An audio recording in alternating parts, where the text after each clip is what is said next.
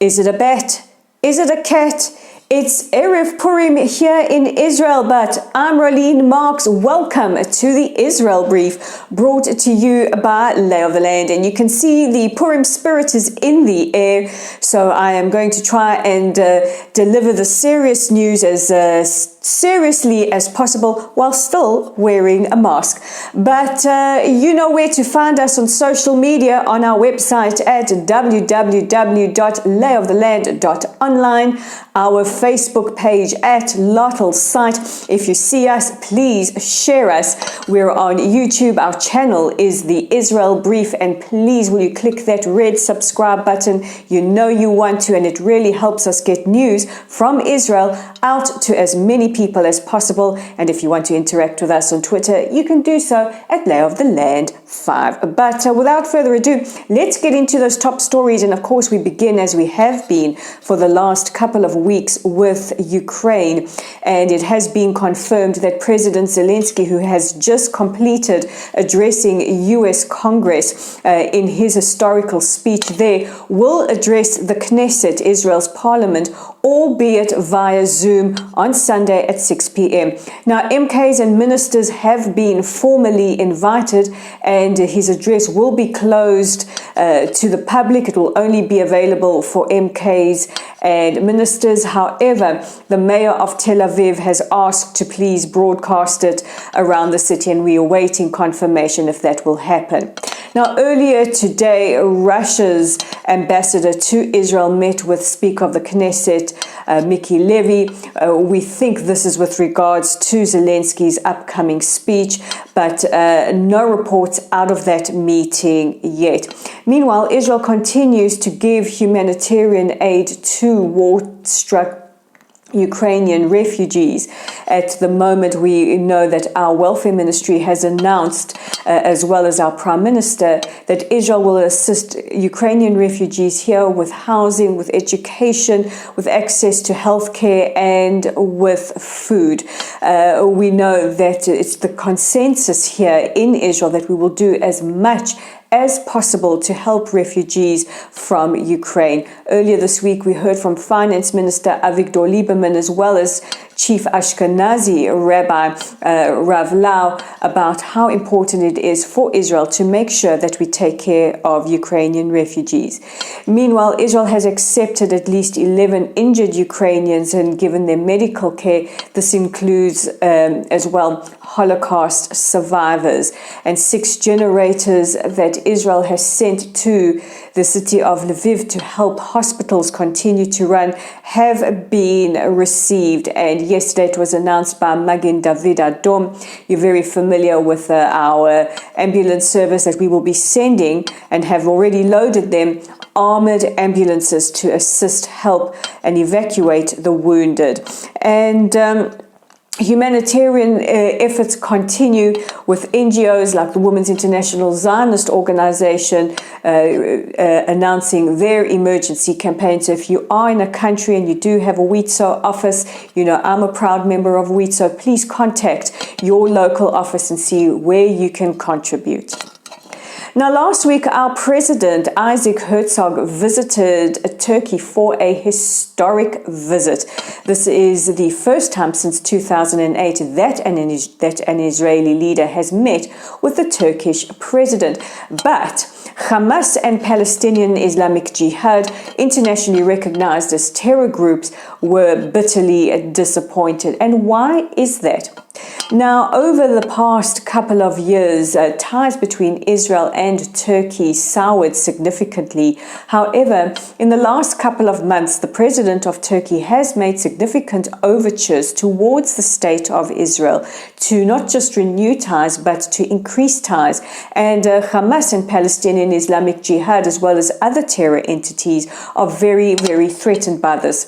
Hamas has an office or a base in Istanbul, and Israel now, with the extension of ties, may actually pressure Turkey to get Hamas to leave Istanbul. Now, Hamas have said that their ties with Turkey are not conditional on the renewed relationship with Israel, but they have expressed their concern. Meanwhile, from Israel's perspective, could it be that Turkey is now better poised to act as a middleman between Hamas and the Jewish state? So while Hamas might not be happy with increased rapprochement with Turkey, Israel certainly is. And while we're talking the increasing of ties, it was announced earlier today by Prime Minister Bennett that there will be direct flights between Ben Gurion Airport and Sharm el-Sheikh in Egypt. And they will be happening as early as next month in time for Passover. Sharm el-Sheikh is a very popular destination for Israelis, especially during the Pesach period. And we have it on good authority that all the necessary security measures have been discussed between our Shin Bet and Egyptian internal security. And Prime Minister Bennett, when he made the announcement earlier today, said this is another step in the warming of ties with the peace agreement with our neighbors, Egypt. And, it's really, really quite something to see. In the last 2 years, ties between Israel and not just our Abrahamic brothers, Morocco, the United Arab Emirates, Bahrain, and hopefully more from the Sudan, have warmed up, have increased. We've seen these incredible agreements being signed almost on a daily basis. But this has also contributed to the warming of ties with countries that we already have peace with, and that is Jordan and Egypt. Ties between Israel and these two countries have been lukewarm, but now we are hopefully going to enjoy what we see as a warm peace. And it certainly is filtering from the public up to the leadership. I see it on social media. It really, really warms the heart. We know that there are entities that call themselves progressives in the United States, like If Not Now and Jewish Voices for Peace, and various members of the Democratic Socialists that are against this normalization. But we in Israel think it's good for us, it's good for the region, and since when was peace ever a bad deal? And our final story for the day takes us to why I am wearing this bat/cat mask. Well, I'm all dressed up. I'm infused with Purim spirit. Tonight marks the start of Purim, and we are very excited in Israel. It's not unusual this time of the year to see a lot of princesses or ghosts or superheroes or whatever you decide the cool costume for the year is. I'm very unoriginal. I just do this. But yes, we'll be celebrating Purim, which signifies the triumph of good over evil. It takes us back to those days of exile in what was then Persia. Today, of course, we have modern day Persia, which is Iran, and we remember the triumph of good over the evil that was Haman, who was advisor to King Ahasuerus. And the story of Esther, we read the Megillah Esther. We blot out the name of Haman. We eat Oznei Haman in Israel, or Hamantashen, as it's called around the world. We recall the incredible courage of Queen Esther and Mordecai, who helped this good triumph over evil. And it's so fitting, because fast forward to today, we have to deal with the Haman, that is the Ayatollahs wanting the destruction of the state of Israel. But we know that the powers of good and the Iranian people will stand up to that kind of evil. But while we're on the subject of evil, and of course we're all looking at Ukraine and Russia, looking to see what's going to happen there, a startling event took place on Purim in 1953.